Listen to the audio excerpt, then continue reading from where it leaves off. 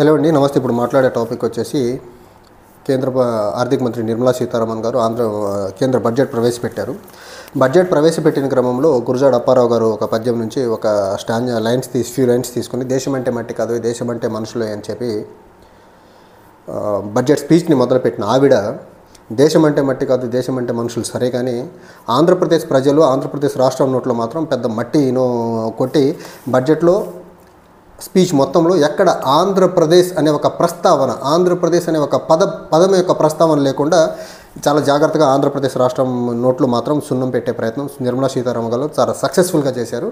ఆవిడ ఆంధ్రప్రదేశ్కి సంబంధించిన వ్యక్తిని పెళ్లి చేసుకున్న వ్యక్తి ఇండి కూడా రాష్ట్రం మీద కనీసం కనికరం చూపలేదంటే చంద్రబాబు నాయుడు గారు, పవన్ కళ్యాణ్ గారు ఆవిడని కలిసి బొకేలు ఇచ్చి, శాల్వాలు కప్పి, విగ్రహాలు ఇచ్చి, తిరుమల ప్రసాదం ఇచ్చి ఎన్ని చేసినా ఆంధ్రప్రదేశ్ అనే పదాన్ని బడ్జెట్లో ప్రవేశపెట్టలేదంటే వీళ్ళని ఎంత చిల్లరగా, వీళ్ళని ఎంత చీప్గా, అసలు వీళ్ళ ప్రపోజల్స్ని కంప్లీట్గా సైడ్ లైన్ ఎంత అలా డస్ట్బిన్లో పడేశారనేది అర్థం చేసుకోవచ్చు.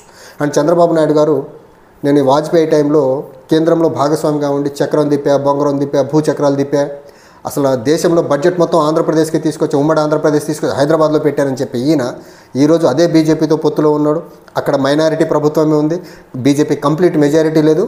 ఇలాంటి క్రమంలో బీజేపీ మూడోసారి నరేంద్ర మోదీ ప్రధాని అయిన తర్వాత వస్తున్నటువంటి ఫస్ట్ రెగ్యులర్ బడ్జెట్, అంతకుముందు ప్రవేశపెట్టింది ఇంటరిమ్ బడ్జెట్ 2024లో ప్రభుత్వం ఏర్పడిన తర్వాత వచ్చినటువంటి ఫస్ట్ రెగ్యులర్ బడ్జెట్లో ఆంధ్రప్రదేశ్ అనే ఒక పదాన్ని కూడా బడ్జెట్లో పరచలేదంటే పవన్ కళ్యాణ్ యాజ్ వెల్ చంద్రబాబు నాయుడిని అసలు బీజేపీ వాళ్ళు ఎంత చిల్లరగా, ఎంత పనికిమాలినోళ్ళుగా చూస్తున్నారో అర్థం చేసుకోవచ్చు.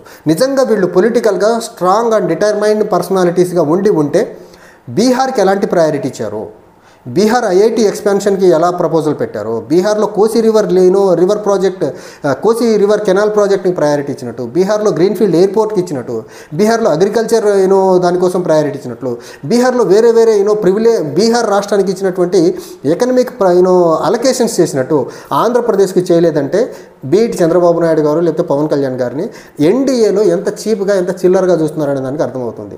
నితీష్ కుమార్కి ఇచ్చే ప్రయారిటీ వీళ్ళకి ఎలాగో ఇవ్వరు. అదే బీహార్ నుంచి చిరాగ్ పాస్వాన్ ఉన్నాడు, ఆయనకి ఇచ్చే ప్రయారిటీ వీళ్ళకి ఇవ్వరు. ఆఖరికి రామ్దాస్ అతావలే అనేసి మహారాష్ట్ర నుంచి ఒక ఎంపీ ఉన్నారు, ఆయనకి ఇచ్చే ప్రయారిటీ కూడా వీళ్ళకి ఇవ్వట్లేదనే దానికి ఇంతకంటే బెస్ట్ ఎగ్జాంపుల్ ఇంకేమైనా ఉందా? 12 మంది ఎంపీలు ఎన్డీఏలో ఉన్నటువంటి జేడీయూ అంత రాష్ట్రానికి అంత బడ్జెటరీ అలొకేషన్స్, అన్ని ప్రాజెక్టులు తీసుకెళ్తే అంతకంటే ఎక్కువ మంది ఎంపీలు ఉన్నటువంటి టీడీపీ, జనసేన కలిసి 20 మంది, టీడీపీగా చూసుకుంటే 18 మంది లోక్సభ ఎంపీలు ఉన్న రాష్ట్రానికి ఎంత అలొకేషన్స్ జరగాల, ఎన్ని ప్రాజెక్ట్స్ రావాలా, ఏది రాకుండా కనీసం ఆంధ్రప్రదేశ్కి ఇది ఇస్తున్నామని చిన్నపాటి ఒక ఆర్గనైజేషన్, చిన్నపాటి స్పెషల్ ఎకనమిక్ బెనిఫిట్ ఇవ్వట్లేదు, ఫైనాన్షియల్ అలొకేషన్ చేయలేదంటే అసలు వీళ్ళని ఎంత కరివేపాకులా తీసి పక్కన పట్టేశారనే దానికి ఇంతకంటే బెస్ట్ ఎగ్జాంపుల్ ఇంకోటి లేదు. తర్వాత బడ్జెట్లో ఆంధ్రప్రదేశ్కి అంతకుముందు ఇంటరిమ్ బడ్జెట్లో ఓన్లీ లోన్స్ ఇచ్చారు. అమరావతి కవరివ్వండి, లేకపోతే కేంద్రం పోలవరానికి ఇస్తున్నటువంటి కేంద్ర ప్రభుత్వం ప్రాజెక్ట్ కాబట్టి పోలవరానికి డబ్బులు ఇస్తున్నారు. ఆంధ్రప్రదేశ్ రాజధాని అమరావతికి లోన్ ఇప్పించే ప్రయత్నం చేశారు. అండ్ విశాఖ రైల్వే జోన్ కానీ లేకపోతే బీపీసీఎల్ రిఫైనరీ ఇవన్నీ విభజన చట్టంలో పొందుపరిచిన అంశాలు తప్ప అసలు కేంద్ర ప్రభుత్వము ఆంధ్రప్రదేశ్ రాష్ట్రానికి helping hand government of India side నుంచి ఏది ఇచ్చే ప్రయత్నం చేయాలి. వీళ్ళేమని చెప్తే విశాఖ రివైవల్ ప్యాకేజ్ అంటారు.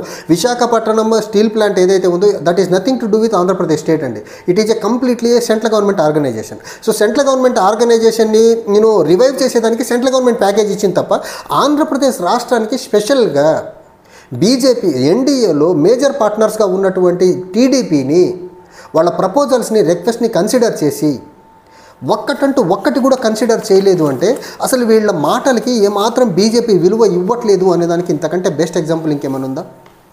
అండ్ వీళ్ళు చెప్పినట్టు బనకచెర్ల ప్రాజెక్ట్ని బడ్జెట్లో ప్రవేశపెట్టారన్నారు. బనకచెర్ల ప్రాజెక్ట్ని Godavari Banakacherla interlinking river project అన్నారు, అది పెట్టల.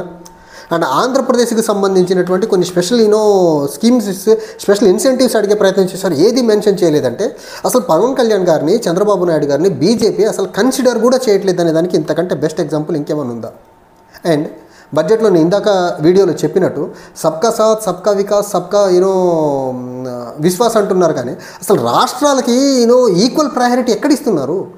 వీళ్ళు ఏ రాష్ట్రంలో ఎన్నికుంటే ఆ రాష్ట్రానికి అలొకేషన్స్ చేస్తున్నారు, ఏ రాష్ట్రంలో వీళ్ళకి పొలిటికల్ బెనిఫిట్స్ ఉంటే ఆ రాష్ట్రానికి అలొకేషన్స్ చేస్తున్నారు తప్ప మిగిలిన రాష్ట్రాల్ని on par with the election bound states కావనివ్వండి, లేకపోతే వీళ్ళకి పొలిటికల్ స్టేక్స్ ఎక్కువ ఉన్న రాష్ట్రాలకి ఇచ్చే ప్రయారిటీ మిగిలిన రాష్ట్రాలకి ఇవ్వకుండా అసలు సబ్కా సాత్, సబ్కా వికాస్, సబ్కా విశ్వాస్ అనే పదం అసలు వీళ్ళ నోట్ల నుంచి ఎందుకు వస్తుంది? నేను ఇందాక అర్లియర్ వీడియోలో చెప్పినట్టు వీళ్ళు ఎలక్షన్ కా సాత్, ఎలక్షన్ కా విశ్వాస్, ఎలక్షన్ కా ప్రయాస్ పనిచేస్తారు తప్ప వీళ్లకు దేశ ప్రజల హితమే పట్టట్లేదు అనే దానికి ఇంతకంటే ఎగ్జాంపుల్ ఇంకేమైనా ఉందా?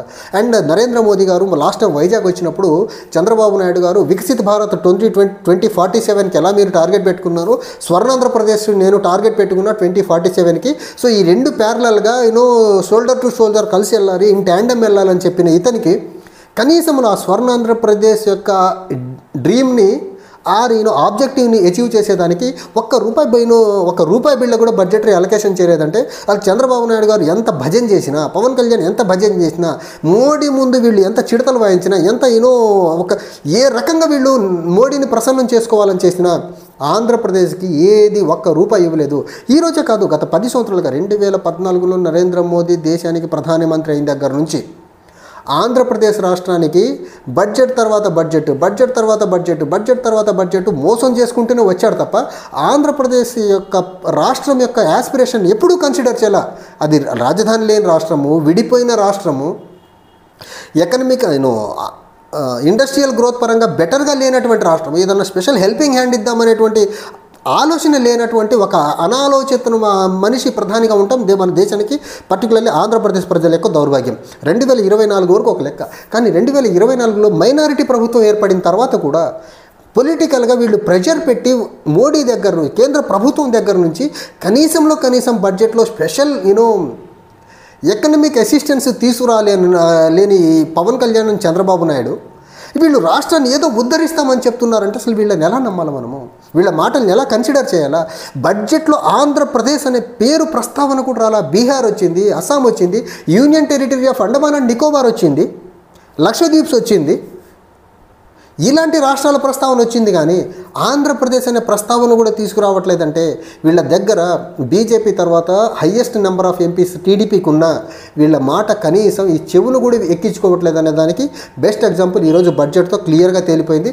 ఇక నుంచి చంద్రబాబు నాయుడు గారు, కేంద్రము, రాష్ట్రము కలిసి నేను మోడీ అద్భుతాలు చేస్తామని ఆ సొల్లు మనం నమ్మకూడదు అనేది ఈరోజు బడ్జెట్ ప్రజెంటేషన్తో చాలా క్రిస్టల్ క్లియర్గా అర్థమైంది.